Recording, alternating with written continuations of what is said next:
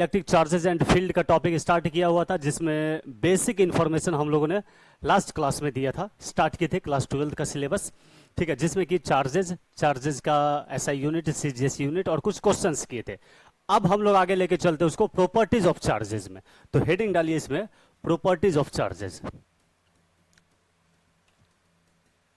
Properties of charges में, ठीक है। बहुत ज्यादा समय इस सब में नहीं लगाएंगे हम लोग, क्योंकि ऑलरेडी इस सब चीजों के बारे में डिस्कशन हो चुका है।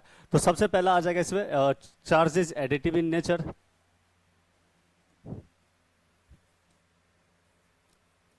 Charge is additive in nature,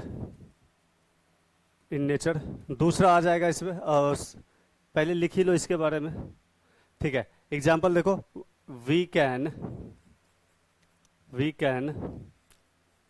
add charge as a algebraic sum, ठीक है। जैसे कि एग्जांपल देखो कि हमारे पास 2 micro coulomb plus 8 micro coulomb minus 10 micro coulomb इतना चार्ज है, तो इसका टोटल चार्ज जो Q हो जाएगा -2 micro coulomb plus 8 micro coulomb minus 10 micro coulomb, सबको ऐड कर दो। तो ऐड करेंगे तो ये कितना आ जाएगा, 18 में से 10 और 2 12, 12 में से 8 गया तो -4 माइक्रो कूलम्ब। ये हो गया चार्जेस एडिटिव। सेकेंड इसमें आ जाएगा charge is quantized. Charge is quantized, ठीक है। चार्ज इज क्वांटाइज्ड, इसमें हो जाएगा। क्वांटाइज का बेसिक मीनिंग होता है हमारे पास कि चार्ज फिक्स रहेगा वैल्यू इसका, तो Q is equals two plus minus of NE, ठीक है। चार्ज इज लिखेंगे, charge is present in integral multiple of electron, ठीक है, या इलेक्ट्रॉनिक चार्ज, ठीक है। एन के मल्टीप्लीकेशन में रहेगा, प्लस वाला चार्ज हो या माइनस वाला चार्ज हो, तो ये वैल्यू ऑलमोस्ट क्या रहता है, फिक्स रहता है। ई से छोटा चार्ज नहीं होगा इसका, ठीक है। थर्ड आ जाएगा हमारे पास conservation of charge. Conservation of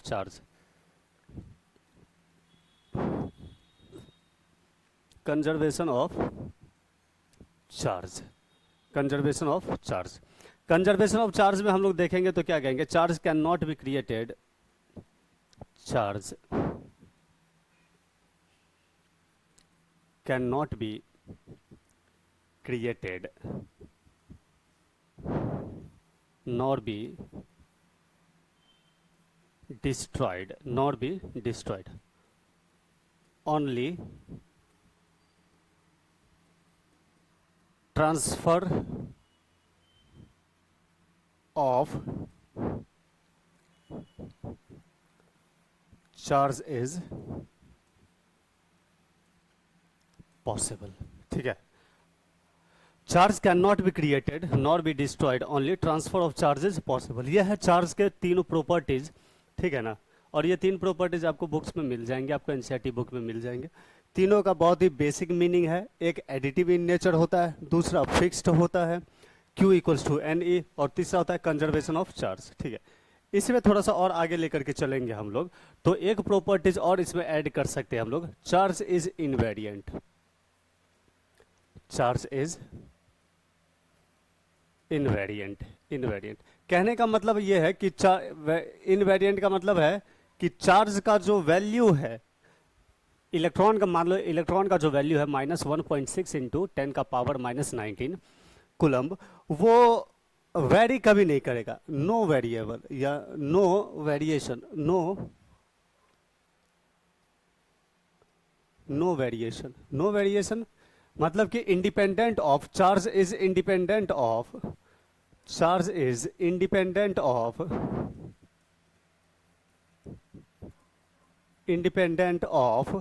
frame of reference reference, reference frame of reference, ठीक है। इनर्शियल फ्रेम ऑफ रेफरेंस जिसमें ऑब्जर्वर रेस्ट में है, और non inertial frame of reference जिसमें ऑब्जर्वर एक्सेलरेटेड मोशन में, उन दोनों कंडीशन में भी इलेक्ट्रॉन के चार्ज की जो वैल्यू है वो कभी बदली नहीं जाएगी। मतलब कि ऑब्जर्वर टू ऑब्जर्वर जो चीज़ें डिफर करती है वो चार्ज के लिए एप्लीकेबल नहीं है। चार्ज कहता है कि हमारी जो प्रॉपर्टी है, हमारा जो वैल्यू है वो सेम रहेगा, चाहे आप हमें रुक करके देखिए, कांस्टेंट वेलोसिटी में देखिए, या एक्सेलरेटेड हो करके हमें देखिए, हमें कोई मतलब नहीं है, ठीक है। इसी को कहते हैं charge is invariant, charge is invariant, charge is invariant, ठीक है। नेक्स्ट इसमें हो गया, चारों प्रॉपर्टीज यही आ गया इसमें, ठीक है ना। कहेंगे कि फ्रेम ऑफ रेफरेंस मतलब कि independent from observer, independent from observer, independent from observer, ठीक है। ये चार्ज की प्रॉपर्टीज हो गई है। इस प्रॉपर्टीज के बाद आगे लेकर के हम लोग चलते हैं, ठीक है। और इसमें देखते हैं हम लोग मेथड्स ऑफ चार्जिंग, क्या है, methods of charging, methods of charging, methods of charging, ठीक है। बॉडी को चार्ज करने का हमारे पास डिफरेंट मेथड अवेलेबल है कि किस बॉडी को कैसे चार्ज किया जाए, ठीक है। हम लोगों को ऑलरेडी पता है कि चार्ज का बेसिक मतलब क्या होता है, एक बॉडी से दूसरे बॉडी में इलेक्ट्रॉन का ट्रांसफर हो जाना, और जिसमें इलेक्ट्रॉन गया है वो निगेटिव चार्ज हो जाता है, और इलेक्ट्रॉन जिस बॉडी से निकला है उस बॉडी पे पॉजिटिव चार्ज हो जाता है, ठीक है। तो उसका मेथड क्या क्या है हमारे पास, तो सबसे पहला मेथड है इसका charging by conduction,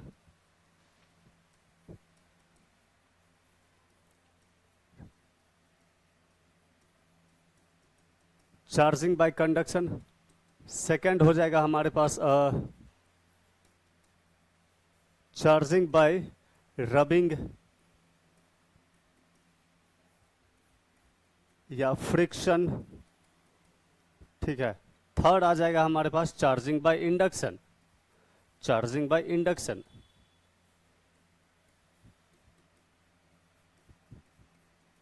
charging by induction, ठीक है। ये तीन मेथड है हमारे पास, जिस मेथड से किसी भी बॉडी को चार्ज किया जा सकता है, एक्स्ट्रा इलेक्ट्रॉन लाया जा सकता है, या बॉडी से इलेक्ट्रॉन को खींचा जा सकता है, ठीक है।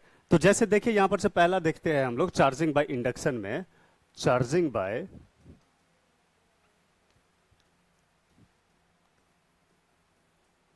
Induction, charging by induction, sorry induction लिख दिया मैंने, पहला कौन सा है, कंडक्शन, तो पहले कंडक्शन लिखिए इसमें, कंडक्शन, कंडक्शन, ठीक है। चार्जिंग बाय कंडक्शन में अगर हम लोग बात करेंगे तो एक बॉडी मान लो ये है हमारे पास, एक बॉडी है ए, ठीक है, एक बॉडी है ए, और एक बॉडी है हमारे पास बी, एक बॉडी कौन सा है, बी, बाहर लिख लो, अंदर में चार्ज बनाएंगे, ठीक है, ठीक है। और मान के चलो कि ए वाले बॉडी पे चार्ज अवेलेबल है, प्लस वाला चार्ज, मतलब कि इलेक्ट्रॉन की कमी है इसके पास, इलेक्ट्रॉन की कमी है, तो पॉजिटिवली चार्ज्ड मानेंगे इसको हम लोग, कैसा मानेंगे, पॉजिटिवली चार्ज्ड मानेंगे इसको हम लोग। अब इस पॉजिटिवली चार्ज्ड में हम लोग इसको क्या करेंगे, हम लोग इसको क्या करेंगे कि एक कंडक्टर लगा देंगे, इसको यहां से लेकर के यहां तक, मान के चलो यहां से हम लोगों ने एक कंडक्टर लगा दिया, ये लगा दिया कंडक्टर, ठीक है, या वायर लगा दो, ये कंडक्टर का पूरा थिक रॉड की तरह लगा दो, ये कंडक्टर लगा दिया मैंने। अब इस कंडक्टर में क्या हो जाएगा कि कंडक्टर के पास तो फ्री इलेक्ट्रॉन्स है, ये है कंडक्टर, ये है हमारे पास कंडक्टर है, ये मेटल बॉडी है, तो इसके पास तो फ्री इलेक्ट्रॉन्स है, तो फ्री इलेक्ट्रॉन्स अवेलेबल है इसके पास, कहीं भी जा सकता है, कहीं भी आ सकता है, रोकने टोकने वाला इस कंडक्टर के पास कोई नहीं है। और ये तो न्यूट्रल बॉडी था, बी पहले से क्या था, न्यूट्रल बॉडी था, तो सारा का सारा इलेक्ट्रॉन्स क्या करेगा, सारा का सारा इलेक्ट्रॉन्स क्या करेगा, इसको फिलअप करने की कोशिश करेगा, यहां से इधर जाएगा, यहां से ये इधर जाएगा, तो ये धीरे धीरे न्यूट्रलाइज होने लगेगा, और देखने वाले को क्या समझ में आएगा कि ये इलेक्ट्रॉन निकला तो ये इलेक्ट्रॉन आगे बढ़ेगा, यहां जगह खाली हुआ तो ये इलेक्ट्रॉन्स यहां आएगा, ये जगह खाली हुआ तो एक इलेक्ट्रॉन्स यहां जाएगा। तो कहने का मतलब है कि जो कंडक्टर यहां टच में था, यहां से भी इलेक्ट्रॉन्स निकल के आएगा, और धीरे धीरे पॉजिटिव चार्ज इसको भी मिल जाएगा, पॉजिटिव चार्ज इस बॉडी को भी मिल जाएगा, ठीक है। तो इसको कहते हैं हम लोग चार्जिंग बाय कंडक्शन। कंडक्टर के थ्रू इलेक्ट्रॉन्स पास करता है, इलेक्ट्रॉन के पास होने से एक बॉडी से दूसरे बॉडी में जाता है, तो दूसरा बॉडी जो अनचार्ज था, जिसपे नेट चार्ज 0 था, वो भी चार्ज हो जाएगा और वो बॉडी बी कहलाएगा इसको यहाँ पे, ठीक है। ये चार्जिंग बाय कंडक्शन हुआ, कंडक्शन मेथड से। कोई भी बॉडी, जैसे एक बॉडी है ए और एक बॉडी है बी, ठीक है ना, इसको एक वायर से कनेक्ट कर दिया, मान के चलो इसको मैंने ये वायर लगा दिया मैंने, ये देख लो वायर लगा दिया मैंने, ठीक है। कंडक्टिंग वायर है, या तो कॉपर हो सकता है, आयरन हो सकता है, एल्यूमिनियम हो सकता है, सिल्वर हो सकता है, और दोनों इंसुलेटेड बॉडी है ए और बी। इंसुलेटेड के पास इलेक्ट्रॉन या चार्ज जो भी बनेगा वो तो रुका हुआ रहता है, कहीं जा नहीं सकता है, तभी तो स्टैटिक कहलाता है वो। तो उस कंडीशन में हम लोग क्या करेंगे, इसको यहाँ के चार्जेस जो है पॉजिटिव या निगेटिव कुछ भी रख सकते हो, वो चार्जेस धीरे धीरे फ्लो करके यहाँ पहुँच जाएगा, वो चार्जेस धीरे धीरे फ्लो करके यहाँ पहुँच जाएगा। किसके थ्रू फ्लो किया है? कंडक्टर के थ्रू, ठीक है ना। और हमें ये बात का बिल्कुल पता होना चाहिए कि फ्लो बेसिकली इलेक्ट्रॉन करता है, पॉजिटिव कुछ चीज फ्लो नहीं करता है। पॉजिटिव तब आता है जब इलेक्ट्रॉन्स उस जगह को छोड़ देता है, तो हम लोग कहेंगे इलेक्ट्रॉन की कमी है वहां पे, तो पॉजिटिवली चार्ज्ड है। तो सेम कंडीशन इसको यहाँ पे भी है, ठीक है ना। तो ये वो चार्जिंग बाय कंडक्शन। नेक्स्ट देखते हैं अब हम लोग charging by rubbing. Charging by rubbing, ठीक है, चार्जिंग बाय रबिंग। सेकेंड आ जाएगा हमारे पास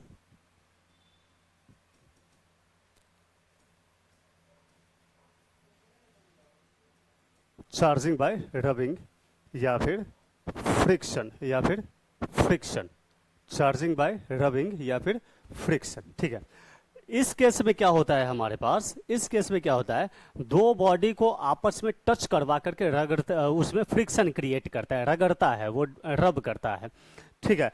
तो देखो इसमें केसेस के थ्रू इसको समझाते हैं हम लोग। केस फर्स्ट ले लो, इसमें केस फर्स्ट ले लो। केस फर्स्ट ले लिया मैंने, जैसे कि हम लोग एक एक्सपेरिमेंट इसमें करते हैं, किसमें, glass rod and silk cloth,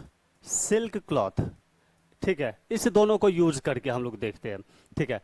तो इसमें क्या किया मैंने, स्टेप नंबर 1 में, कि एक ग्लास रॉड लिया, वो अनचार्ज्ड है, एक ग्लास रॉड लिया, और साथ में एक सिल्क क्लॉथ ले लिया मैंने, इस तरीके से सिल्क क्लॉथ ले लिया मैंने, ठीक है। दोनों अनचार्ज्ड है, दोनों पे न्यूट्रल है, कोई चार्ज नहीं है दोनों बॉडी पे। स्टेप नंबर 1 में ये है हमारे पास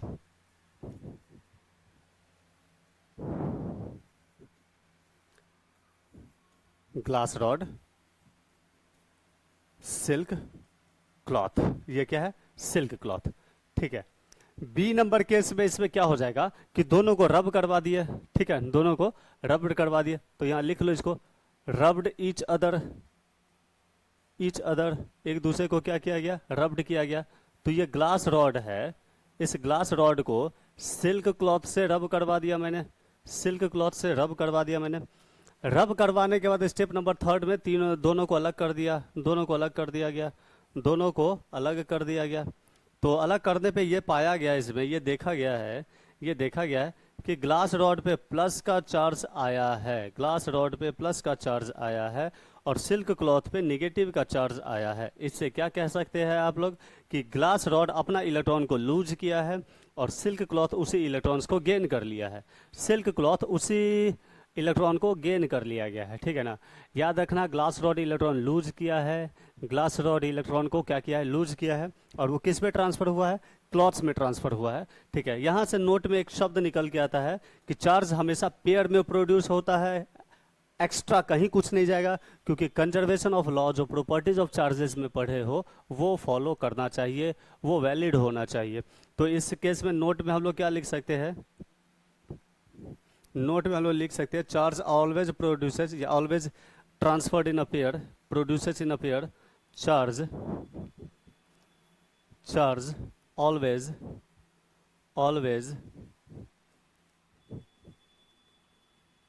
प्रोड्यूसेस इन अ पेयर, ठीक है। जैसे यहाँ पे अगर 10 इलेक्ट्रॉन ट्रांसफर किया है, 10 इलेक्ट्रॉन यहाँ से गया है, तो इस पे एक्स्ट्रा 10 ही इलेक्ट्रॉन आएंगे, एक्स्ट्रा 10 ही इलेक्ट्रॉन आएंगे यहाँ पे, इससे ज़्यादा नहीं आएंगे, क्योंकि कंजर्वेशन ऑफ चार्ज को फॉलो करना है इसको। ठीक है, तो ये आ गया पहला नंबर केस, जिसमें पता पड़ा है कि ग्लास रॉड पॉजिटिवली चार्ज्ड हो गया है, सिल्क क्लॉथ निगेटिवली चार्ज्ड हो गया है। कब हुआ चार्ज? जब दोनों को रब किया गया है। रब करने से पहले दोनों कैसा था? दोनों पे नेट चार्ज 0 था, दोनों पे नेट चार्ज 0 था। ठीक है, इस पे भी और इस पे भी नेट चार्ज दोनों पे 0 था। ठीक है, ये हो गया केस नंबर 1। केस नंबर 2 में देखते हैं, एग्जाम्पल नंबर 2 लेकर के, केस नंबर 2 लेके चलते हैं। प्लास्टिक रॉड का एग्जाम्पल लेंगे इस बार। केस नंबर 2 वही रबिंग का ही एग्जाम्पल है। सॉरी, क्या लिखेंगे? Plastic rod and silk cloth. Step A, एक प्लास्टिक का रॉड लिया, और एक हम लोगों ने क्या लिया? सिल्क क्लॉथ्स लिया। ठीक है, यह है प्लास्टिक रॉड और यह है सिल्क क्लॉथ। ठीक है, सिल्क क्लॉथ। ठीक है, न्यूट्रल है, कोई चार्ज नहीं है अभी ये सब क्या है? न्यूट्रल है, कोई चार्ज नहीं है इन सब में। ठीक है, न्यूट्रल रखा गया है इस सब चीज़ों को, इन चीज़ों को क्या रखा गया है? न्यूट्रल रखा गया है, कोई चार्जेज अभी नहीं लिया गया। सेकेंड केस में जब इसको रब करेंगे, जब इसको हम लोग रब करेंगे यहाँ से बी वाले से, जब हम लोग इसको रब करते हैं, ठीक है,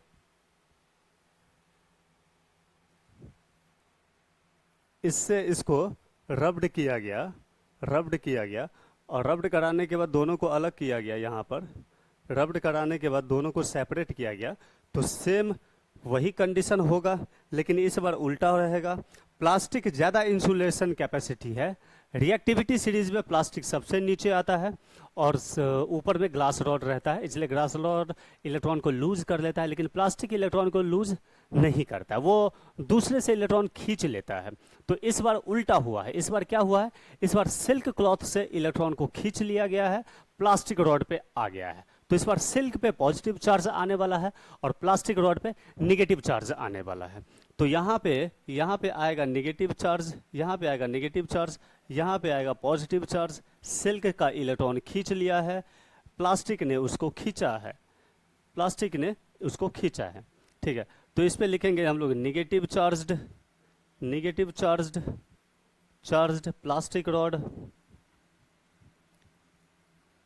प्लास्टिक रॉड, पॉजिटिव चार्ज्ड,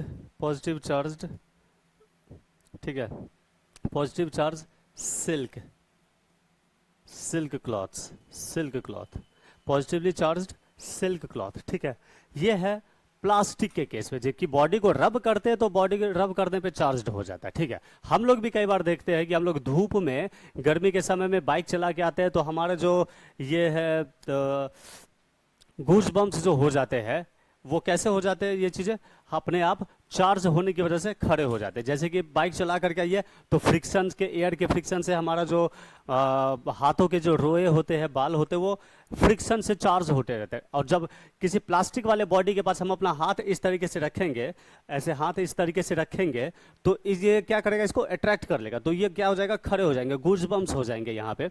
तो ये सभी किसके एग्जाम्पल्स है हमारे पास? फ्रिक्शन के चार्ज के वजह से। ठीक है ना, चार्जिंग बाय फ्रिक्शन की वजह से।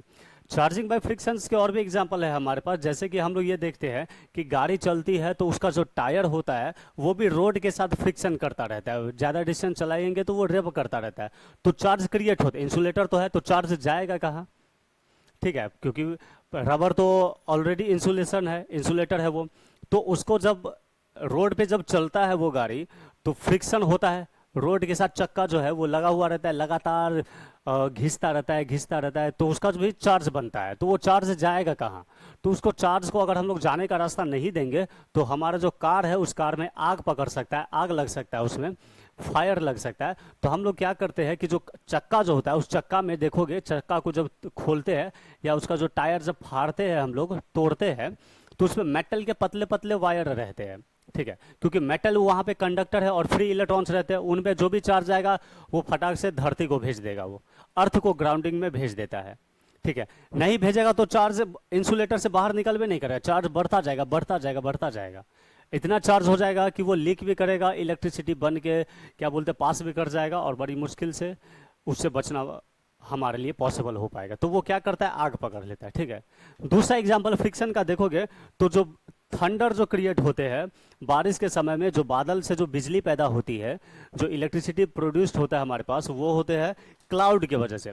और क्लाउड प्योर वाटर का इवेपोरेटेड फॉर्म होता है, तो वो बेसिकली इंसुलेटर होता है। तो एक क्लाउड दूसरे क्लाउड जब स्पीड से, हवा जब ज़्यादा तेज से चलती है, तो एक क्लाउड दूसरे क्लाउड से टकराता रहता है, घिसता रहता है, मतलब कि मिल करके निकलता रहता है। इस केस में क्या होता है कि एटॉमिक लेवल पे कुछ इलेक्ट्रॉन्स क्लाउड के दूसरे क्लाउड में आ जाते हैं, तो फिर से वो एयर में भी पास करने लग जाते हैं।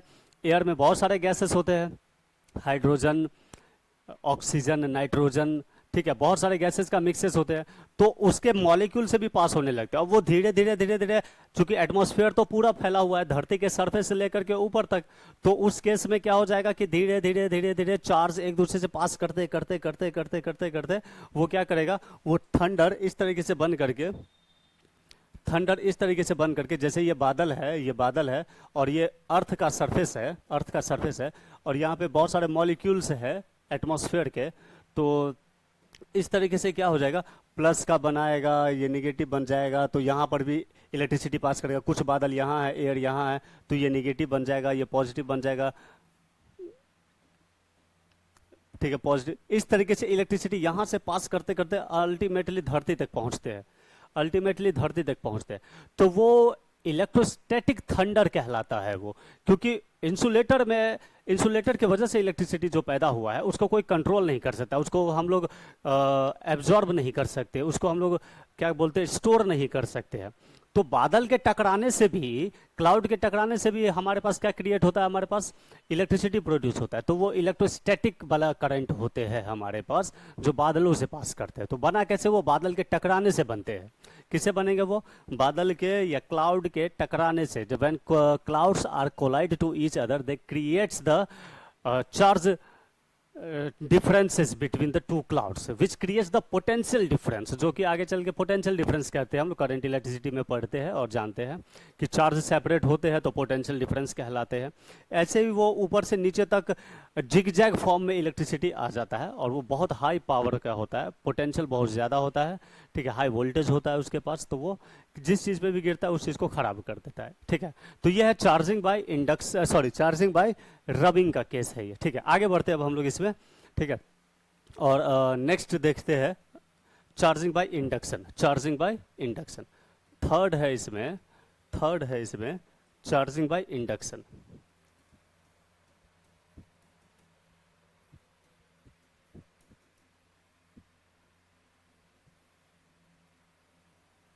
चार्जिंग बाय इंडक्शन, इंडक्शन का बेसिक मीनिंग होता है किसी बॉडी को बिना छुए हुए चार्ज करना। इसको भी स्टेप बाय स्टेप में समझ लेते हैं हम लोग, तो समझ लेंगे तो ज़्यादा आसान रहेगा। जैसे कि स्टेप नंबर 1 में देखेंगे हम लोग, स्टेप फर्स्ट में देखेंगे हम लोग कि 2 बॉल लिया है ए, और इसका इंसुलेटेड स्टैंड है ये इसका इंसुलेटेड स्टैंड है, और दूसरा बॉल लिया है, ये भी दूर रखा गया है, इंसुलेटेड स्टैंड है ये, इंसुलेटेड स्टैंड है ये बी। ठीक है, 2 बॉल लिया गया, ठीक है, बड़ा छोटा नहीं ना साइज में, थोड़ा सा एक बराबर रखो, दिखने में अच्छा रहता है। इंसुलेटेड स्टैंड है ये, ठीक है, ये इंसुलेटेड स्टैंड है। ठीक है, दोनों पे नेट चार्ज 0 है, दोनों कैसा है अभी, न्यूट्रल है, दोनों कैसा है, न्यूट्रल है, दोनों न्यूट्रल है। ठीक है, दोनों न्यूट्रल है। स्टेप नंबर 2 में क्या किया है, हमें करना क्या है, हमें करना क्या है कि बॉडी बी को चार्ज करना है, बॉडी बी को या बॉल जो है स्फीयर, इनको चार्ज करना है। याद रखना ये इंसुलेटेड स्टैंड है, ये कैसा है, ये इंसुलेटेड स्टैंड है। इंसुलेटेड स्टैंड देने का बेसिक मतलब क्या है कि चार्ज जो स्फीयर पे है वो धरती में ना चला जाए। कंडक्टर वाला स्टैंड रहता तो धरती में चला जाता, तो हमारा एक्सपेरिमेंट पॉसिबल नहीं हो पाता। ठीक है, तो इंसुलेटेड स्टैंड रखा गया। स्टेप नंबर 2 में, स्टेप नंबर 2 में, ठीक है ना, स्टेप नंबर 2 में क्या किया गया है, एक चार्ज्ड ग्लास रॉड को लाया गया है। स्टेप नंबर 2 में ए वाले पे ये जो ए वाला स्फीयर है जिसका इंसुलेटेड स्टैंड लगा हुआ है, इसके नज़दीक में क्या लाया गया है, एक पास में ग्लास रॉड को रख दिया गया है जिस पर चार्ज प्लस वाला है।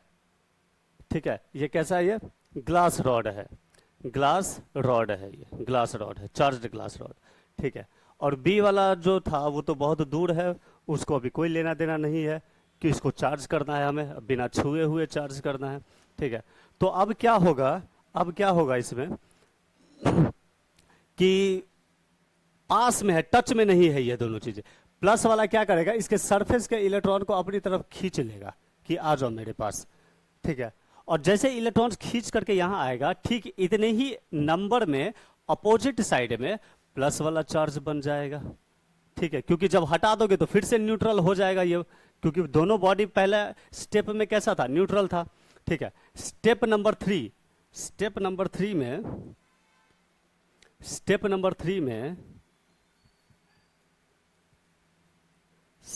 थ्री में बी वाले को, इसको कोई छेड़छाड़ नहीं करना है, बी वाले को नजदीक लेके आना है। ये है ए, ग्लास रॉड, इंसुलेटेड स्टैंड, इस पे प्लस का चार्ज, यहां पे बना निगेटिव, यहां पे बना था पॉजिटिव। ठीक है, अब नजदीक में लाया गया है बी को, इसका भी इंसुलेटेड स्टैंड। ठीक है, बी वाले पे भी सेम कंडीशन होगा, यहाँ पे निगेटिव आ जाएगा, खींच जाएगा प्लस के वजह से, और साइड में प्लस वाला दूर चला जाएगा, ऐसे करते हुए। ठीक है, देखो इसको ध्यान से, ऐसे काम किया, ये थर्ड स्टेप में आ गया। ठीक है, हमें बी वाले को चार्ज करना है, बी वाला अभी भी अनचार्ज है, ए भी अनचार्ज है, इसको हटा दोगे, दूर कर देंगे, वापस स्टेप नंबर 1 बन जाएगा, ठीक है, आगे बढ़ते अब हम लोग स्टेप नंबर 3 के बाद स्टेप नंबर 4। स्टेप 4, ठीक है, चौथा नंबर स्टेप में ए, इंसुलेटेड स्टैंड, बी वाला यहाँ पे है, ग्लास रॉड यहाँ पे था जिस पे प्लस का चार्ज था, यहाँ पे निगेटिव था। ठीक है, अट्रैक्शन की वजह से यहाँ पे पॉजिटिव है। ठीक है, यहाँ पे इसका निगेटिव है। ठीक है, ये इंसुलेटेड स्टैंड है। इसको जब ग्राउंडिंग करेंगे हम लोग, इसको कहते हैं ग्राउंडिंग करना।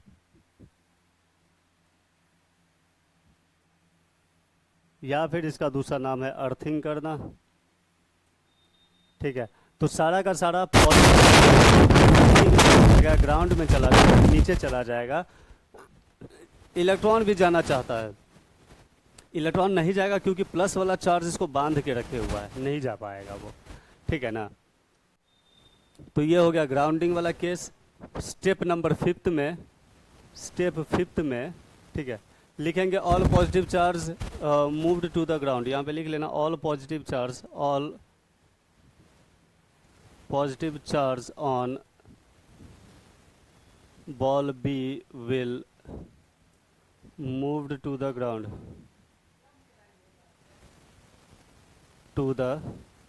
ग्राउंड, ठीक है। स्टेप नंबर 5 में ग्राउंडिंग को रिमूव कर देंगे। स्टेप नंबर 5 में ये ए है,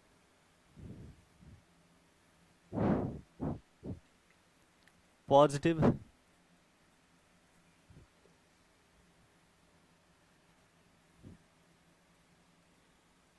ठीक है। बी वाला बॉल इंसुलेटेड स्टैंड नेगेटिव, इसको रिमूव कर देंगे। ठीक है, हो गया। स्टेप नंबर 6 में दूर कर दो सबको। ठीक है, बी वाले को बहुत दूर कर दो, यहाँ बना दो बी वाला बॉल को। ठीक है, ए वाला बॉल यहाँ पे है, ग्लास रॉड यहाँ पे है, नेगेटिव को खींच के रखा था, पॉजिटिव दूर में था। इंसुलेटेड स्टैंड यहाँ पे है, इंसुलेटेड स्टैंड बी का यहाँ पे है। इस पे जो अब क्या हुआ, अब तो दूर है, अब तो रिपल्सन और अट्रैक्शन का फोर्स कम हो जाएगा। तो ऐसे केस में क्या होगा कि सारा निगेटिव चार्ज दूर दूर फैल जाएगा बॉल बी पे, ताकि कम से कम रिपल्सन का फोर्स इलेक्ट्रॉन्स के बीच में लगे, कम से कम इलेक्ट्रॉन का फोर्स इलेक्ट्रॉन्स के बीच में लगे, इसीलिए सरफेस पे इलेक्ट्रॉन्स फैल जाएगा। इस तरीके से यहाँ पे इलेक्ट्रॉन्स आ जाएगा। ठीक है, स्टेप नंबर 7 में 7 देखोगे तो ग्लास रॉड को हटा दो, तो इस बार बॉल ए वो फिर से न्यूट्रल हो जाएगा, और बॉल बी जो दूर रखा गया है वो निगेटिवली चार्ज्ड हो जाएगा, इस तरीके से। ठीक है, तो बॉल बी को निगेटिवली चार्ज कर दिए बिना छुए हुए, बिना टच किए हुए। ठीक है, बिना छुए हुए बॉल बी को चार्ज कर दिया हमने, और बॉल ए जो है वो इनिशियली जैसा अनचार्ज्ड था, न्यूट्रल था, वैसा ही न्यूट्रल रह गया। इस मेथड को कहते हैं हम लोग चार्जिंग बाय इंडक्शन। क्या कहेंगे इसको? Charging by induction. Charging by induction method हम लोग जेरोक्स में, फोटोकॉपी मशीन में देखते हैं। जब हम लोग जेरोक्स करवाने जाते हैं तो एक पेज पे 7 पेपर लगाता है, और जिसको जेरोक्स करना होता है इंक को वो क्या करता है, ग्रीन कलर का लाइट वाला रॉड रहता है, वो उसके ऊपर चलता है, चार्ज कर देता है, सारा का सारा चीज़ अट्रैक्ट होकर के एज इट इज छप जाता है किस पे, A4 साइज पेपर पे। ये उसका कंडीशंस है जो कि चार्जिंग बाय इंडक्शन का प्रोसेस होता है। ठीक है, तो ये है हमारे पास मेथड्स ऑफ चार्जिंग का। क्या है ये? Methods of charging. अब आगे बढ़ते हैं इसमें हम लोग, और नेक्स्ट टॉपिक के बारे में डिस्कस करते हैं। नेक्स्ट टॉपिक का नाम है इसमें आगे, इस पे जो फोर्सेस लगते हैं उन फोर्सेस के बारे में हम लोग डिस्कस करने वाले हैं। ठीक है ना, तो उसका नाम है यहाँ पे हमारे पास कूलम्ब्स लॉ। क्या नाम है इसका? Coulomb's law.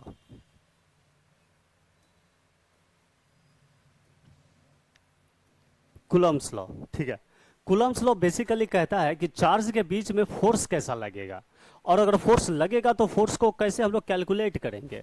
ठीक है, तो इस कूलम्ब्स लॉ के अंदर ये कहा गया कि दो चार्ज है, दोनों पॉइंट चार्ज है, और चार्ज का नाम रख दिया गया है Q1 और Q2। चार्ज का नाम क्या रखा गया है? Q1 और Q2। दो चार्ज के बीच में सेपरेशन भी दे रखा है R।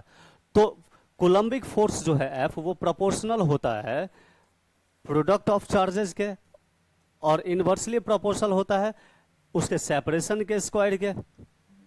ठीक है, सेपरेशन के स्क्वायर के। ठीक है,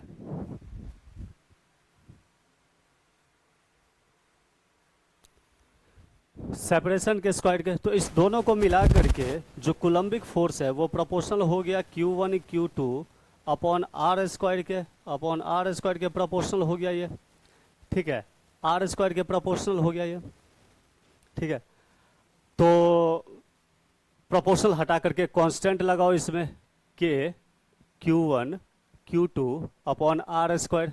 ठीक है, और इस के को कहेंगे हम लोग प्रोपोर्शनैलिटी कांस्टेंट। यहाँ पे के की जो वैल्यू है वो वैल्यू हो जाती है 1/4 पाई एप्सिलॉन नॉट। ठीक है, जिसकी वैल्यू होती है 9 × 10⁹ यूनिट हो जाएगा इसका Newton metre square per coulomb square. ठीक है, इसको जो पढ़ते हैं इसको कहेंगे हम लोग एप्सिलॉन नॉट। एप्सिलॉन जीरो होने की वजह से हम लोग इसको नॉट पढ़ते हैं, एप्सिलॉन नॉट। ठीक है, इस एप्सिलॉन नॉट का पूरा नाम जो है इसको कहते हैं हम लोग permittivity of free space. Permittivity of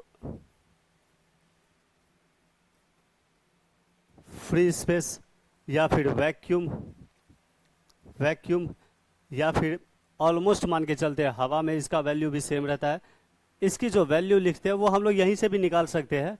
9 × 10⁹ है, तो एप्सिलॉन नॉट को ऊपर लेके जाओ और इस वैल्यू को नीचे ले आओ, कैलकुलेट कर लो। तो इसकी वैल्यू जो होती है वो अप्रॉक्स होती है 8.85 10⁻⁻12, और यूनिट को उल्टा कर दो, कूलम्ब स्क्वायर पर न्यूटन मीटर स्क्वायर। ठीक है, यह है कूलम्ब्स लॉ का पॉइंट चार्ज के बीच में लगने वाला फोर्स का कंसेप्ट। जो मैग्नीट्यूड ऑफ चार्ज हम लोग निकालते हैं, तो जनरल फॉर्म में हम लोग इसको ऐसे भी लिख सकते हैं कि coulombic force F is equals to 1/4 pi epsilon not Q1 Q2 upon R square, Q1 Q2 upon R square.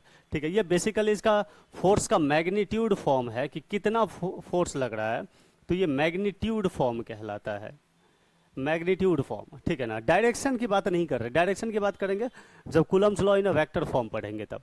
ठीक है, तो ये आ गया यहाँ पे 1/4πε0, और इसकी वैल्यू कितनी होती है 1/4πε0 की, 9 into 10 to the power plus का 9। ठीक है, बच्चे गलती करते हैं, उसको कई बार माइनस लिख बैठते हैं, तो माइनस नहीं करना है आपको। इसकी जो वैल्यू होती है 1/4πε0 की, वो होती है 9 into 10 to the power 9 newton metre square per coulomb square, newton metre square per coulomb square. ठीक है, गलती मत करना इसमें। ठीक है, ये है कूलम्बिक फोर्स का overall concept. Coulombic force basically हमारे पास जो मिलता जुलता है वो किससे मिलता जुलता है, ग्रेविटेशनल फोर्स से मिलता जुलता है। किससे मिलता जुलता है, ग्रेविटेशनल फोर्स से। तो ग्रेविटेशनल फोर्स को एक बार, ग्रेविटेशनल फोर्स जो था उसमें दो मास था, यहाँ पे मास का नाम था m1 और m2, सेपरेशन दोनों के बीच में सेंटर से सेपरेशन था, इसका कितना था r। तो इसका भी जो फोर्स था वो प्रोपोर्शनल था किसके, प्रोडक्ट ऑफ मासेस, और फोर्स यही किसके प्रोपोर्शनल था,1/r² के। तो यहाँ से जो फोर्स की जो वैल्यू बनती थी हमारे पास, यहाँ से जो फोर्स की जो वैल्यू बनती थी ग्रेविटेशनल फोर्स की, वो होता था F proportional to m1 m2 upon r², और कांस्टेंट लगाते थे k। ठीक है, m1 m2 अपॉन r², और ये फोर्स k की जो वैल्यू है ये लिखते थे g m1 m2 अपॉन, ठीक है,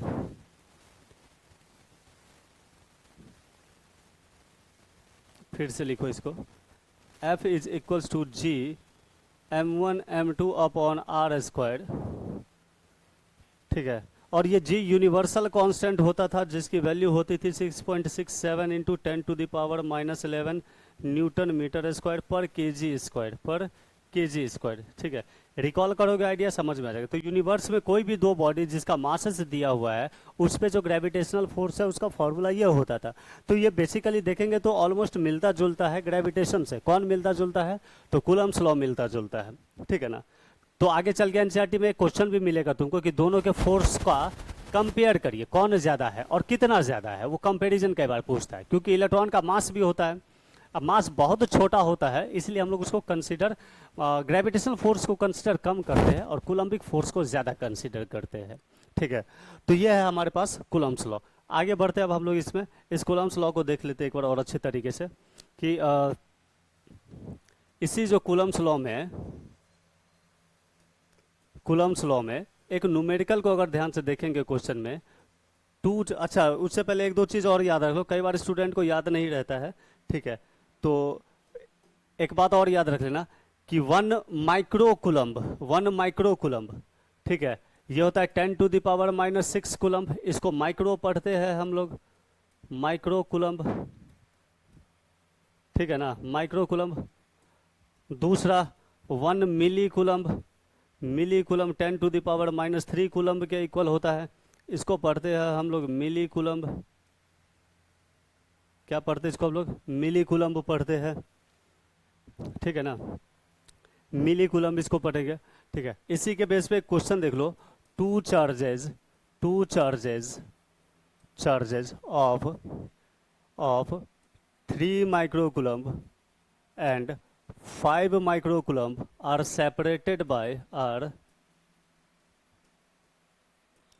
separated by 20 centimeter. Find the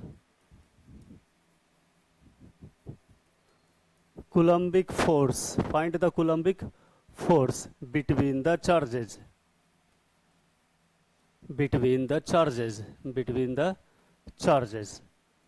ठीक है, बिटवीन द चार्जेस।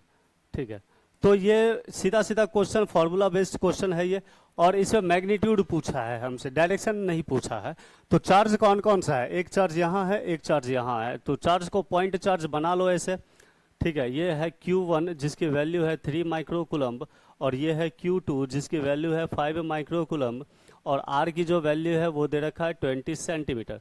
ठीक है, हमें ऐसा यूनिट में बॉडी को, सॉरी पैरामीटर को कन्वर्ट करना है। तो कूलम्बिक फोर्स का फॉर्मूला होता है 1/4πε0 Q1 Q2 divided by r²। ठीक है, डिवाइडेड बाई r²। ठीक है, पुट कर दो वैल्यू इसमें, तो फोर्स इज इक्वल्स टू हो जाएगा हमारे पास 9 इंटू 10 टू द पावर 9। ठीक है, Newton metre square per coulomb square, हट जाएगा ये सब। ठीक है, इसकी वैल्यू होती है 9 into 10 to the power 9। Charge की वैल्यू कितनी है Q1 3 माइक्रो है, तो 10 का पावर -6 मल्टीप्लाई करेंगे कूलम्ब में बन जाएगा। और ये 5 है तो 5 इंटू 10 टू द पावर -6 लिखेंगे, ये भी कूलम्ब में बन जाएगा। नीचे जो रेडियस है, सॉरी डिस्टेंस है, ये किस में दिया हुआ है, सेंटीमीटर में। तो ये बात भी याद रखना कि आर जो है वो 20 सेंटीमीटर है, तो इसको मल्टीप्लाई कर देंगे 10 टू द पावर -2 से, ये मीटर में हो जाएगा। ठीक है, तो याद रखना मीटर में कैसे करते भाई, सेंटीमीटर है तो 20 सेंटीमीटर को तुम लोग कैसे लिखते थे, 100 से डिवाइड करते थे तो मीटर में आता था। ठीक है, तो मैंने कोई काम बात नहीं किया, मैंने यही किया 20, और ये जो 100 लिखा है इसको 10 का पावर 2 लिखा है, और ये जब ऊपर जाएगा न्यूमिनेटर में तो 20 इंटू 10 टू द पावर -2 होगा मीटर में, यही किया है मैंने। ठीक है ना, तो इसकी वैल्यू पुट करो तो 20 इंटू 10 टू द पावर -2 का होल स्क्वायर्ड। और जब हम लोग इसको सॉल्व करते हैं, जब हम लोग इसको सॉल्व करेंगे तो f इज इक्वल्स टू हो जाएगा हमारे पास 9 इंटू 10 टू द पावर 9, ये 3 5 हो गया 15 into 10 to the power -12 divided by ये हो जाएगा 400 इंटू 10 टू द पावर -4। ठीक है, नाउ आगे हम लोग इसको लिख सकते हैं, लेकर के चलेंगे आगे, तो इसका फोर्स की वैल्यू यहीं पे बना देते हैं हम लोग इसको यहाँ।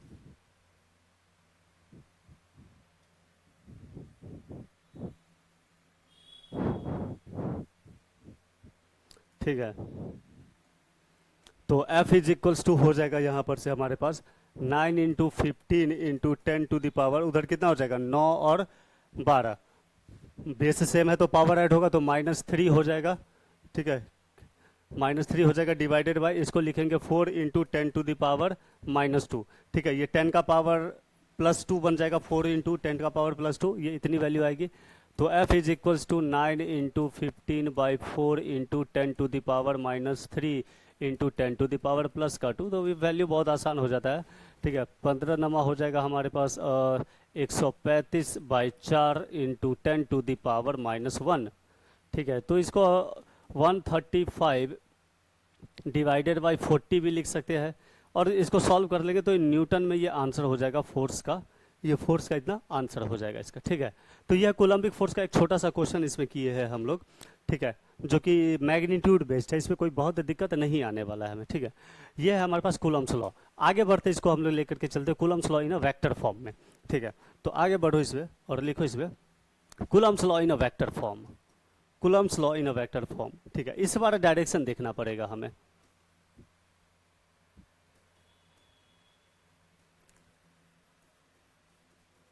इन a vector form, vector form में। ठीक है, वेक्टर फॉर्म में कहने का मतलब है कि दो चार्ज है, हमें पहले तो ये बात जान लो कि पॉजिटिव और निगेटिव रहेगा तो वो अट्रैक्ट करता है, फोर्स लगेगा अट्रैक्शन का। निगेटिव और निगेटिव होता है तो वो रिपल्सन लगता है। ठीक है, रिपल्सन का फोर्स लगता है। पॉजिटिव और पॉजिटिव रहता है तो भी वो रिपल्सन का फोर्स लगता है, तो भी वो रिपल्सन का फोर्स लगता है। ठीक है, ठीक है, ये सब बात याद रखें, इसे डायरेक्शन बनाना आसान होता है। तो इसमें देखो कि दो चार्ज है हमारे पास इस तरीके से, ये दोनों चार्जेस हुए, ये दोनों कैसे हुए, चार्जेस हुए। तो दोनों चार्ज अगर पॉजिटिव है, Q1 प्लस में है, Q2 भी प्लस में है, तो फोर्स तो लग रहा है, हमें ये बात पता है, फोर्स तो लग रहा है। ठीक है, और सेपरेशन इसका कितना है, R12 is equals to, vector है मैग्नीट्यूड में डालो। ठीक है, R21। ठीक है, तो फोर्स तो लग रहा है इसमें। फोर्स कैसे लगेगा इसमें, तो कहेंगे कि Q1 Q2 को चाहेगा, पॉजिटिव है दोनों तो रिपेल करके दोनों दूर भाग जाना चाहेगा, तो ये इसको इस डायरेक्शन में फोर्स लगाएगा, दूर भेजेगा Q2 को, तो यहाँ पे आ जाएगा F21, ये इसको फेंकेगा दूर, तो ये हो जाएगा F12 वेक्टर, F12 वेक्टर। ठीक है, ये आ गया इसका कूलम्बिक फोर्स का डायरेक्शनल फॉर्म में हम लोग डायग्राम कैसे बनाते हैं वो चीज़ें।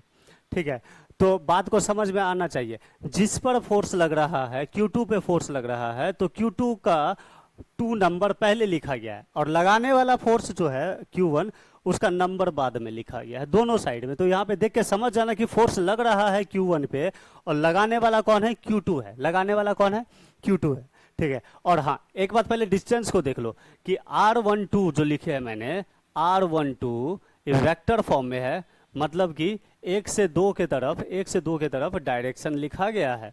और ठीक वैसे ही R21 दो से एक के तरफ डायरेक्शन लिखा गया। Position vector final position minus initial ऐसे भी कर लो, ठीक एक ही बात रहता है। ठीक है, तो ये दोनों का मैग्नीट्यूड भाई लेंथ तो उतना ही रहेगा ना। एक देखने वाला यहां से देख रहा है और एक देखने वाला यहां से देख रहा है ना। जैसे कोई घर से दुकान गया तो घर से दुकान का दूरी मापेगा। अब वही बच्चा अगर दुकान में चला गया तो दुकान से घर का दूरी मापेगा। दोनों डिस्टेंस तो एक ही रहेगा, चेंज तो होगा नहीं वो दोनों। तो सेम कंडीशन यहाँ पे है, तो मैग्नीट्यूड में दोनों बराबर है, ठीक है ना। और वेक्टर के टर्म में कई बार इसको हम लोग R1 vector minus R2 vector ऐसे लिख लो, ठीक है, ब्रैकेट ऐसे करके लिख लेना। आगे लिखेंगे इसको लिखेंगे R2 vector minus R1 vector, ठीक है। वही पोजीशन का difference, final position minus initial position ऐसे करके, ठीक है। ओके, F21 भी आप लोग जानते हैं, ठीक है, force on Q1 force on Q2 force on Q2, ठीक है। तो F21 की वैल्यू अगर वेक्टर फॉर्म में लिखेंगे तो लिखेंगे 1/4 pi epsilon not Q1 Q2 divided by R21 square. Magnitude में कोई वेक्टर नहीं लगाया, लेकिन इसके साथ डायरेक्शनल फोर्स जो देंगे तो वो लिखना पड़ेगा हमें R21 यूनिट वेक्टर, ठीक है, R21 यूनिट वेक्टर, ठीक है ना।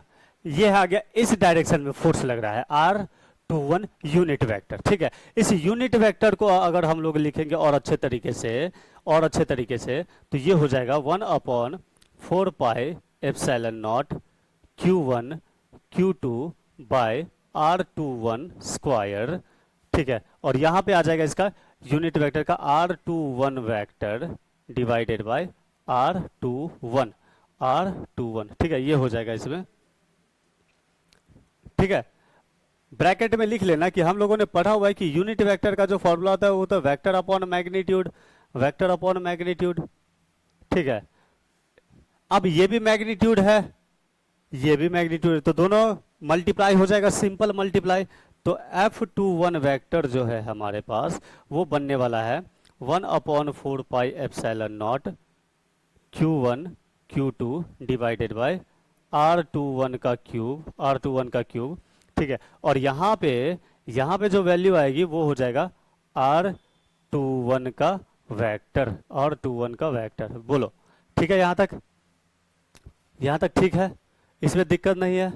इसको और आगे लेके लेकर के चलेंगे तो हमें मिलेगा यहाँ से F21 की वैल्यू वेक्टर फॉर्म में 1/4 pi epsilon not Q1 Q2 divided by R21 का क्यूब, और ये हो जाएगा R2 vector minus of R1 vector. लिख सकते हैं ऐसे, बिल्कुल लिख सकते हैं, बिल्कुल ऐसे लिख सकते हैं हम लोग, यही से लिखा है मैंने, R2 minus R1 final position minus initial position ऐसे करके, ठीक है। डिस्प्लेसमेंट वेक्टर है ना, तो डिस्प्लेसमेंट वेक्टर होता क्या, पोजीशन का separation, difference between two positions, उसी को लिखा गया R21 वेक्टर को लिखा गया R2 माइनस R1 वेक्टर, ठीक है।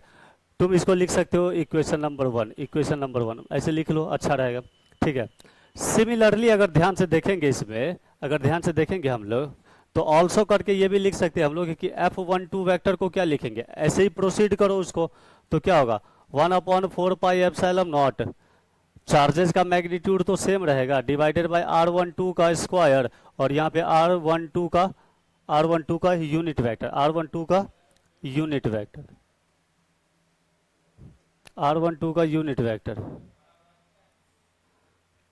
ठीक है, R12 का यूनिट वेक्टर, ठीक है ना।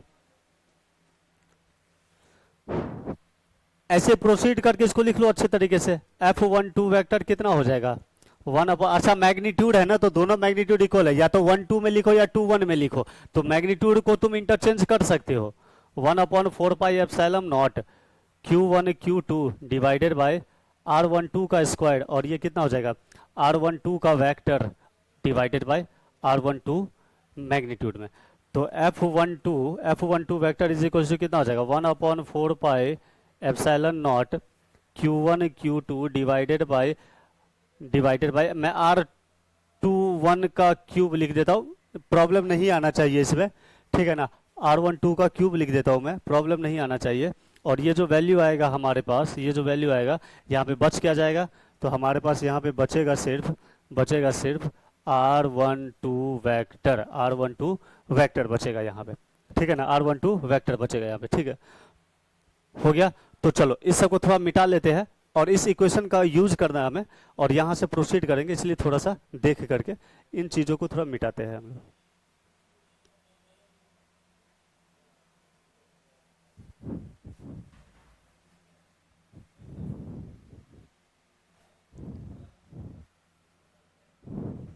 ठीक है, तो यहाँ से देखेंगे फिर से, तो इसको और आगे एक्सपेंड करेंगे तो कितना हो जाएगा ये, और आगे एक्सपेंड करेंगे तो कितना हो जाएगा, तो F12 vector is equals to 1/4 pi epsilon not Q1 Q2 divided by R21 का क्यूब, ठीक है ना। इसको R12 का भी क्यूब लिख सकते हैं, क्या लिख सकते हैं इसको, R12 का भी क्यूब लिख सकते हैं इसको, ठीक है। और इसको लिखेंगे हम लोग R1 vector minus of R2 vector, R1 vector of minus R2 vector, ठीक है। अब एक बात और इसमें समझने वाला है कि F12 वेक्टर को अगर यहाँ से माइनस कॉमन ले लेंगे तो इक्वेशन नंबर फर्स्ट की तरह बन जाएगा ये, ठीक है ना।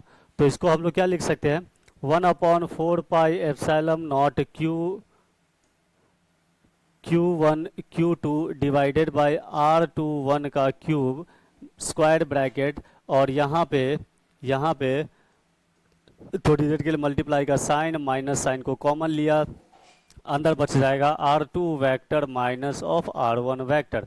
बोलो ये बात सही है, कोई प्रॉब्लम नहीं ना है, मल्टीप्लाई का साइन है, माइनस कॉमन लिया गया है, तो इसको लिख सकते हैं R2 को पहले लिखेंगे, माइनस का साइन R1 को बाद में लिखेंगे। इस माइनस को तुम बहुत अच्छे तरीके से लिखने के लिए बाहर में लगा दो, यहाँ पे मल्टीप्लाई है तो तुम यहाँ पे लिख सकते हो डायरेक्ट। तो F12 वेक्टर को minus of 1/4 pi epsilon not, ठीक है, Q1 Q2 divided by R21 का cube into R2 vector minus of R1 vector लिख सकते हैं, ठीक है। इससे पता क्या चला, हम लोगों को ये करने का जो मेन मतलब था वो ये दिखाना था कि ये न्यूटन के थर्ड लॉ को फॉलो करता है, ठीक है। तो यहाँ देखो, इसको क्या लिख सकते हैं हम लोग, F12 को और क्या लिख सकते हैं, माइनस का साइन तो रहने दो इसमें, ठीक है,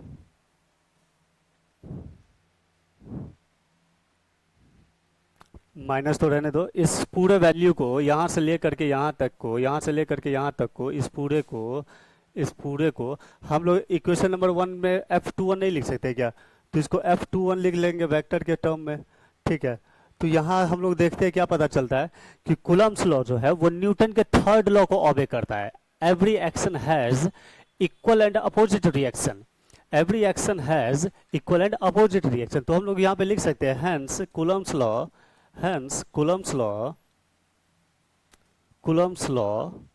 obeys the Newton's third law, obeys the Newton's third law, ठीक है। डायरेक्शन ही अपोजिट है, फोर्स का मैग्नीट्यूड सेम है, ठीक है ना। मतलब कि 10 न्यूटन का फोर्स अगर Q1 वाले चार्ज पे लगेगा तो 10 न्यूटन का फोर्स Q2 वाले चार्ज पे भी लगेगा, Q2 वाले चार्ज पे भी लगेगा, ठीक है ना। उस पे भी Q2 वाले चार्ज पे भी उतना ही फोर्स लगेगा इसका, ठीक है ना। ये आ गया इसका कूलम्ब्स लॉ। किस फॉर्मेट में है ये, वेक्टर फॉर्म में है, ठीक है ना। एक बार देखो इसको ध्यान से, ठीक है।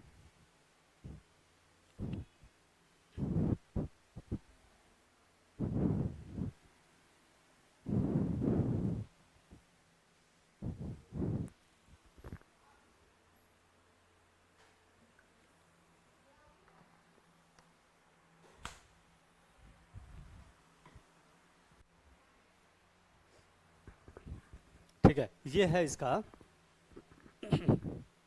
ये आ गया इसका कूलम्ब्स लॉ में, ठीक है।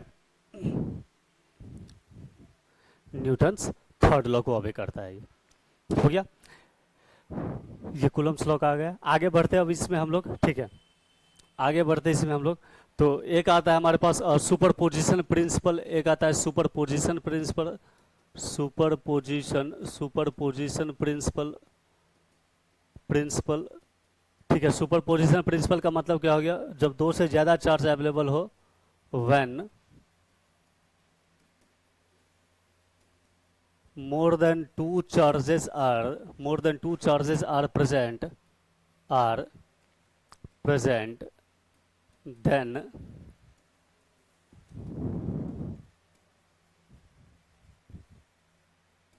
net coulombic force is given by the vector sum of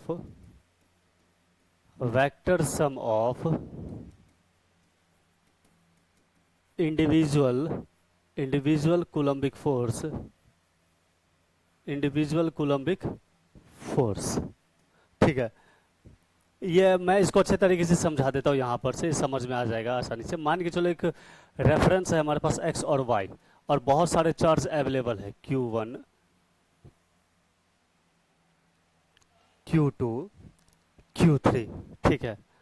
और एक चार्ज है ओरिजिन पे, मान के चलो एक चार्ज है हमारे पास ओरिजिन पे, ये रहा Q, ये रहा Q, ठीक है, ये रहा Q। तो इस केस में क्या होगा, हमें सबका पोजीशन वेक्टर पता है कि ये चार्ज का पोजीशन वेक्टर यहाँ पे कितना है, r1 वेक्टर। इस चार्ज का पोजीशन वेक्टर कितना है यहाँ पे, r2 वेक्टर। और इस चार्ज का पोजीशन वेक्टर कितना है, r3 वेक्टर, ठीक है।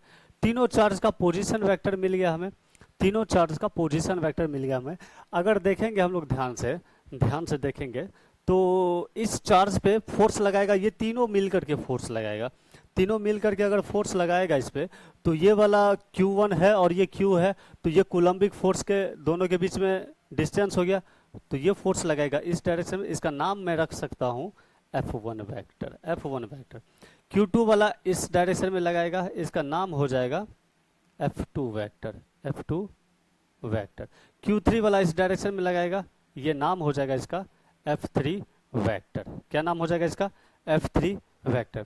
तो ये तीनों का जो नेट फोर्स आने वाला है, नेट फोर्स जो इसका होगा कूलम्बिक फोर्स, वो तीनों का वेक्टर सम होगा, ठीक है, तीनों का वेक्टर सम होगा। ऐसे ही बहुत सारे फोर्सेस होंगे तो प्लस डॉट डॉट डॉट करके और भी लगा सकते हैं हम लोग, ठीक है। ये इसका वेक्टर सम होगा। ये है इसका सुपरपोजिशन प्रिंसिपल। ये क्या है इसका, सुपरपोजिशन प्रिंसिपल। कोई बहुत बड़ा चीज है नहीं, सुपरपोजिशन प्रिंसिपल को लिखने का था, इसको हम लोगों ने लिख लिया। न्यूमेरिकल के जरिए, क्वेश्चन के जरिए हम लोग इसको और अच्छे से समझ लेंगे, और जितना न्यूमेरिकल प्रैक्टिस होगा हमारे लिए अच्छा रहेगा, ठीक है। तो हम लोग ट्राई करते हैं इस कूलम्ब्स लॉ पे जो इतनी चीजें पढ़े हैं, ठीक है ना। इसको एक टॉपिक और इसमें बचा हुआ, पहले उसको देख लेते हैं हम लोग। कूलम्ब्स लॉ जो है हवा में है, मीडियम में उसका वैल्यू क्या हो जाएगा, परमिटिविटी वाला टर्म है, वो देख लेते हैं एक बार, ठीक है। तो वो देखो यहाँ पे कैसे करेंगे, यहाँ देखो नेक्स्ट में लिखो, यहाँ पे कूलम्ब्स लॉ, ये लिखो रिलेटिव परमिटिविटी,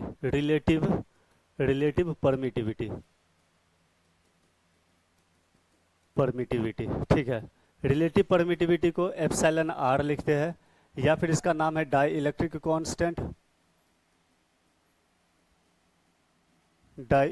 कांस्टेंट, इसको लिखते हैं कैपिटल वाला के, स्मॉल नहीं लिखना, कैपिटल वाला के लिखना, ठीक है। तो सबसे पहले यहाँ देखो, इन एयर यदि चार्ज हवा में रखा हुआ है, यदि charge Q1 charge Q2 charge, separation इसका R है, सेपरेशन दोनों के बीच में R है, और हवा में रखा गया है, ये हवा में रखा गया है, तो कूलम्बिक फोर्स इन एयर का फॉर्मूला कितना होता है, 1 मैग्नीट्यूड में 1/4πε0 Q1 Q2 by R square हो गया, ये हो गया हवा में, तो ये हो गया इक्वेशन फर्स्ट, ठीक है। इन एयर, इन मीडियम का मतलब पानी में रख दो, या तो पानी के अंदर डाल दिया गया है, या ग्लास के अंदर डाल दिया गया है, या केरोसिन या कोई भी चीज इसमें डाल दिया गया है, इसमें इसको डाल दिया गया है। तो ऐसे केस में क्या हो जाएगा, इस पे जो इसका जो फॉर्मूला होने वाला है वो मीडियम, M फॉर मीडियम, तो ये हो जाएगा 1/4π, एप्सिलॉन नॉट के जगह पे आएगा epsilon Q1 Q2 by R square. Be careful, यहां पे आएगा एप्सिलॉन, एप्सिलॉन का नाम हुआ परमिटिविटी ऑफ मीडियम,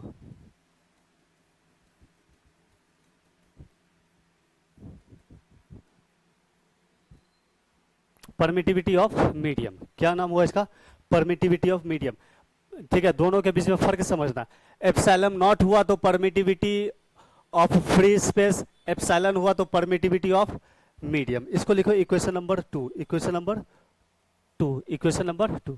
ठीक है, यही से डेफिनेशन बनता है रिलेटिव परमिटिविटी का। ठीक है ना, इसका डेफिनेशन क्या बनेगा, इसका डेफिनेशन क्या बनेगा, द रेशियो ऑफ कूलम, यहां पे लिख लो इसका डेफिनेशन, कूलम इसका रिलेटिव परमिटिविटी का, the ratio of, the ratio of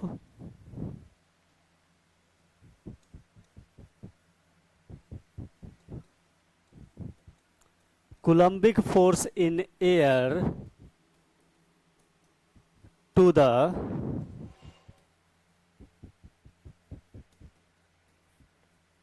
coulombic force in medium is called relative permittivity, is called relative permittivity, relative permittivity, relative permittivity. ठीक है, या फिर डाइलेक्ट्रिक कांस्टेंट। ठीक है, दोनों का रेशियो, तो दोनों का रेशियो करोगे यहाँ पे तो E R is equals to coulombic force in air upon coulombic force in medium. ठीक है ना, दोनों मैग्नीट्यूड में लिखा गया फोर्स, याद रखना। तो ई आर कितना हो जाएगा, यहाँ से रिलेटिव परमिटिविटी की जो वैल्यू आएगी वो हो जाएगा 1/4 pi epsilon not Q1 Q2 divided by R square, divided by R square, और ये हो जाएगा 1/4 pi epsilon Q1 Q2 divided by R square. ठीक है, डिस्टेंस में कोई चेंज नहीं रखा गया, जितना डिस्टेंस हवा में था पानी में भी दोनों चार्ज के बीच का डिस्टेंस उतना ही रखा गया, चेंज नहीं किया गया। ठीक है, तो जो कैंसिल हो रहा है उसको कैंसिल करो, तो ये पूरा टर्म कैंसिल हो जाएगा, 4 पाई से 4 पाई कैंसिल हो जाएगा। तो ई आर जो होगा हमारे पास, ई आर जो होगा हमारे पास ये हो जाएगा epsilon upon epsilon not, epsilon upon epsilon not. ठीक है, this is the very very important term, this is the very very important term. ठीक है, और यहाँ से परमिटिविटी ऑफ मीडियम का जो फॉर्मूला होता है वो होता है E not epsilon not into epsilon R. ठीक है, यू शुड बी केयरफुल, बहुत बहुत इंपॉर्टेंट टर्म है, और ये एमसीक्यूज में भी दिया हुआ रहता है, और क्वेश्चंस में भी अच्छे खासे क्वेश्चंस इस पे बनते हैं। ठीक है, इस पे अच्छे खासे क्वेश्चंस बनते हैं। Epsilon equals to epsilon not into epsilon R. ठीक है, तो हम लोग इसमें क्या कर सकते हैं कि इसका जो वैल्यू है, इसका जो वैल्यू है मीडियम में, इन मीडियम दो चार्ज का जो फॉर्मूला है मीडियम का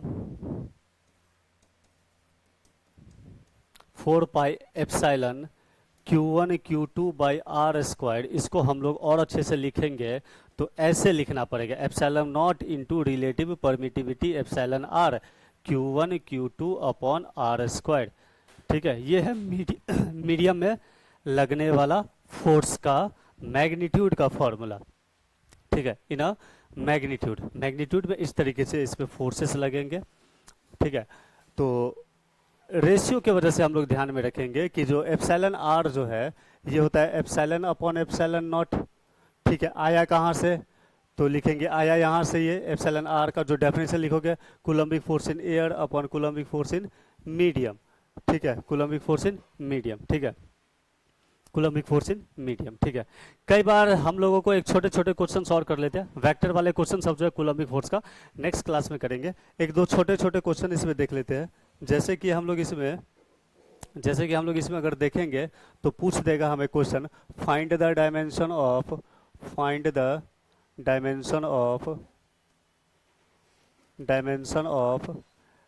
परमिटिविटी ऑफ फ्री स्पेस, या direct permittivity of free space हटाओ ना, directly of epsilon not in coulomb's law, in coulomb's law.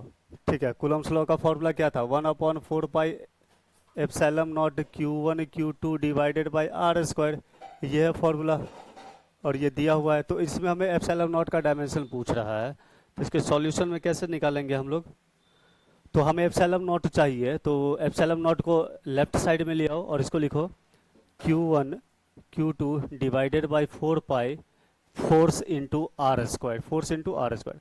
4 pi constant है, कांस्टेंट का कोई डायमेंशन नहीं होता, उसको हटा दीजिए आप। तो एप्सिलॉन नॉट का डायमेंशन लिखेंगे तो स्क्वायर ब्रैकेट ऐसे लगा देंगे और यहाँ पे लिखेंगे हम लोग Q1 Q2 divided by F R square, F R square. तो यहाँ से एप्सिलॉन नॉट का जो डायमेंशन होगा ये हो जाएगा हमारे पास। चार्ज का डायमेंशन कितना होता है बताओ, चार्ज का डायमेंशन कितना होगा? तो चार्ज का डायमेंशन ए का पावर 1 टी का पावर 1, यहाँ पे भी ए का पावर 1 टी का पावर 1। फोर्स का डायमेंशन हुआ एम का पावर 1 एल का पावर 1 टी का पावर -2 इंटू, और ये रेडियस है या डिस्टेंस है तो ये हो गया एल का पावर 2, एल का पावर 2। ठीक है, और जब इसको हम लोग सॉल्व करेंगे अच्छे तरीके से, जब हम लोग इसको सॉल्व कर लेंगे,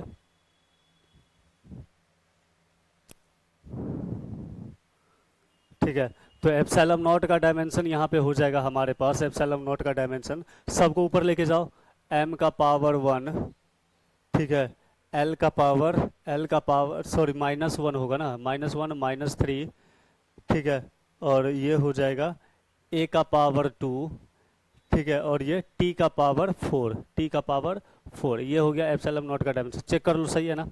एम का पावर -1, एल का पावर -3, ठीक है, ए का पावर 4, ए का पावर 4 और टी का सॉरी ए का पावर 2 और टी का पावर 4। ये हो गया इसका डायमेंशनल फॉर्मूला एप्सिलॉन नॉट का। ठीक है ना, इस क्वेश्चन को एक ऐसे याद रखेंगे हम लोग। ठीक है, अभी तक इसको करते रहिए और हम लोग फिर आगे लेकर के चलेंगे। नेक्स्ट क्लास में जो कूलम्स लॉ जो पढ़ाया है हम लोग वेक्टर फॉर्म का, उस पर हम लोग न्यूमेरिकल से देखेंगे और कूलम्स लॉ पे कितने टाइप्स के न्यूमेरिकल्स हो सकते हैं उन सब के बारे में डिस्कस करेंगे। ठीक है, तो चलो देखते रहिए और नेक्स्ट क्लास में हम लोग मिलते हैं। ठीक है।